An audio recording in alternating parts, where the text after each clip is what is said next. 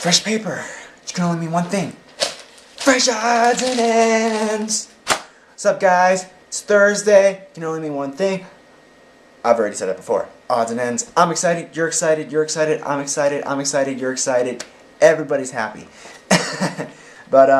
So I already got this in advance, and I've already read through odds and ends, but they're really, really crazy, but I think you guys are going to really enjoy these a lot because, well, they don't call it odds and ends for a reason. That's why I always say it. But, so today we have 6 stories, some kind of long, some kind of short, but, basically they get the point out and across. So, if you guys are ready for this, I am, so let's get going.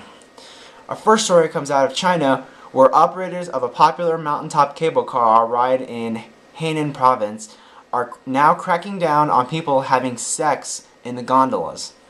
Quote, following numerous complaints, authorities were apparently forced to set in and put an end to what has been a popular local pastime for young couples, media started.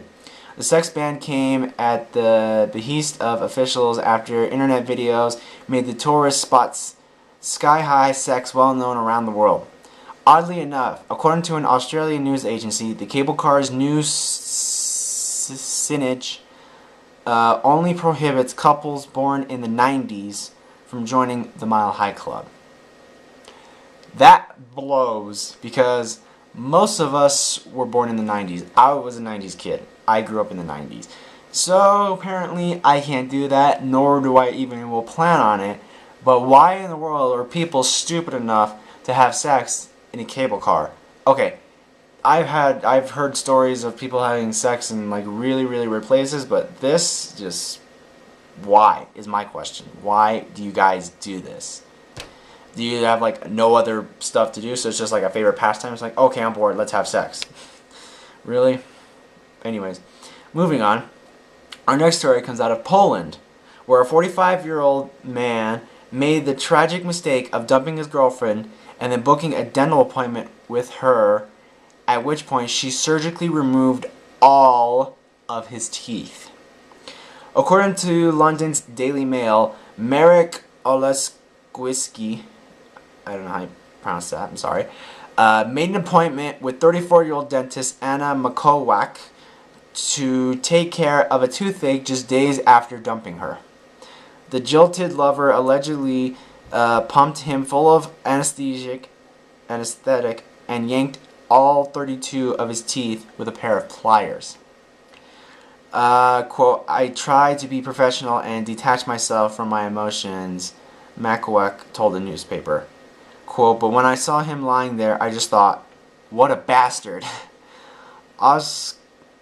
Oleskiewicz woke up with his jaw wrapped in bandages. He felt something was wrong, but Makowak assured he'd be fine once the numbness wore off. Quote, I didn't have any reason to doubt her. I mean, I thought she was a professional, said Oleskiewicz. But when I got home, I looked in the mirror and couldn't fucking believe it. Yes, he said fucking. The bitch had emptied my mouth. Makowak is being investigated for medical malpractice and could face up to 2 years in jail for her actions. Wow. Talk about payback is a bitch, ain't it?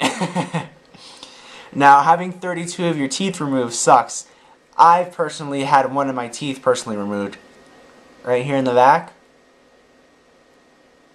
I don't know if you guys can see that though, but I actually had to get that tooth removed because it was too far damaged to beyond repair. I mean, they could repair it though, but it would have cost about thousands and thousands of dollars for them to fix it. And it's like, you know what? Forget it. If it's cheaper to yank it out, then do it. And it cost me like $70 for them to yank it out, and they just numbed me up and they pulled it out in one piece. And I mean, it hasn't changed anything about me. It's just that you just can't see anything, and my mom's telling me I should get a prosthetic though, but I'm not too concerned about that though, but whatever. Anyways, moving on. Our next story comes out of New York, where disgraced and loving it actor Charlie Sheen apparently has his limits. The former Two and a Half Men star is threatening to sue Cheetah's Gentlemen's Club in Times Square for naming its VIP room the, quote, Charlie Sheen room. Sheen's lawyer has sent the strip club owners a cease and desist order, saying Sheen has been wrongfully exploited by the club's, quote, ongoing efforts to attract media attention by using Charlie Sheen's name and mischaracterizing the nature of his legal claims. Sam Zashkera, president of Cheetah's parent company, says he still plans to open the semi-private room described as a, quote, tribute to the famously fast-living star. Okay, dude, you have got to be that stupid to name a room after an actor, and then they find out, and then they're going to sue you for wrong misuse of the name, which can cost you a fortune, and you might have to shut down the place depending on how much they sue you and how much you have to pay for them if they win the case. So, you are an idiot for naming your room after the whole scandal thingy with Charlie Sheen and the winning stuff, which was kind of annoying, to be quite honest, though, but whatever. Just like the Chuck Norris. That's my question. How the hell did the Chuck Norris thing even start? Did like one person come out of nowhere and one day just think, oh yeah, Chuck Norris this, Chuck Norris that? But what? Really? Chuck Norris? Whatever. Anyways, moving on. In Nebraska, Pabst Brewing Company came to the rescue after a University of Nebraska at Lincoln student had her can of Pabst Blue Ribbon stolen by an armed robber. WOWT-TV in Omaha reports Jessica Robertson was hanging out on a patio with some friends drinking canned beer. A group of strangers walked up and demanded the beer. Quote, we asked them to leave and one guy showed what looked like to be a knife, Robertson told the NBC affiliate. The party crasher ran off with a can of Pabst Blue Ribbon. A short time later, Lincoln police captured the man and escorted him back to the patio. Turns out he didn't have a knife, but rather a fork. Unfortunately, the now half-drunk beer was a lost cause. Quote, they came and poured it out, said Robertson. What a shame. What a shame. Luckily, local Pabst employee Rick Birdsell saw the story and came to the rescue.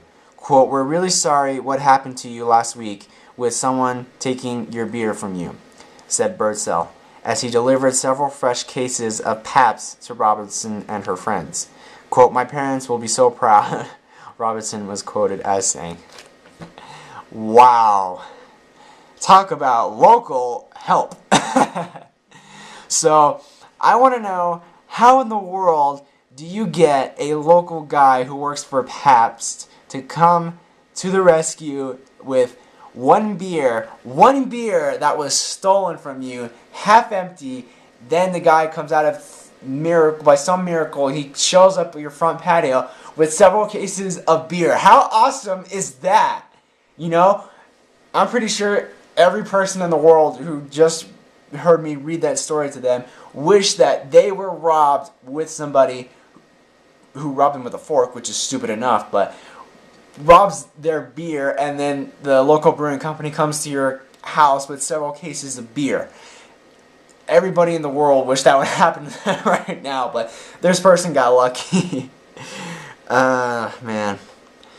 That's what you get for, I don't know. I guess that's, I doubt that would happen, though, if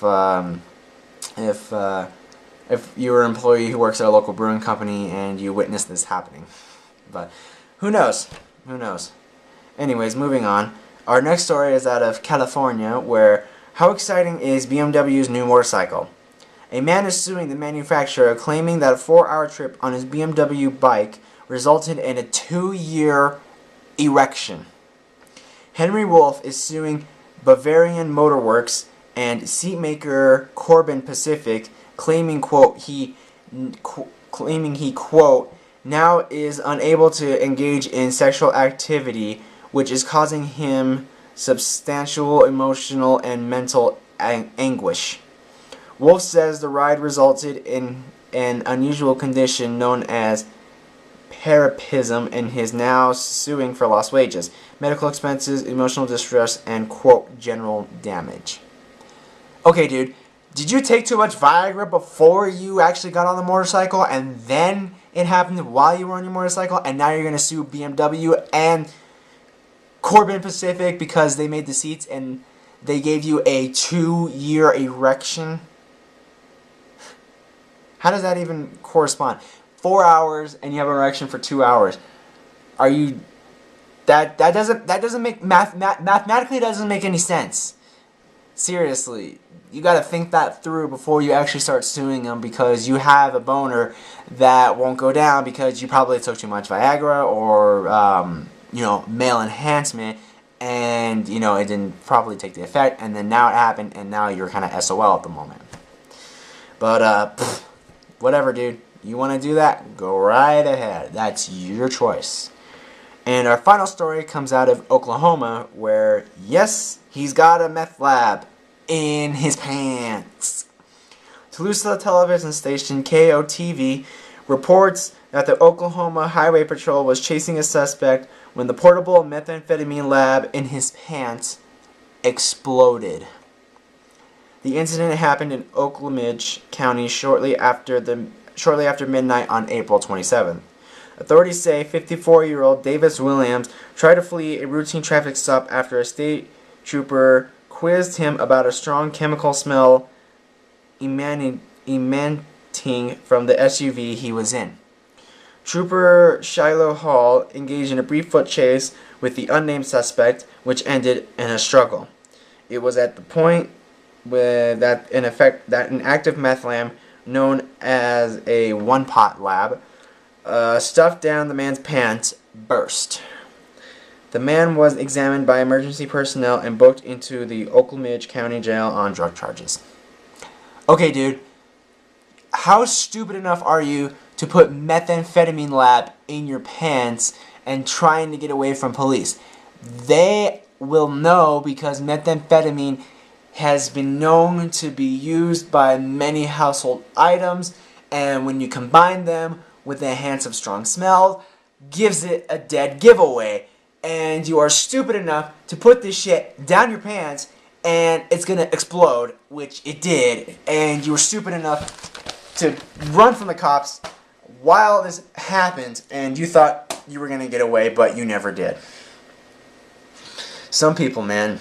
Some people. Anyways, guys, that is it for this edition of Odds and Ends, and I hope you guys really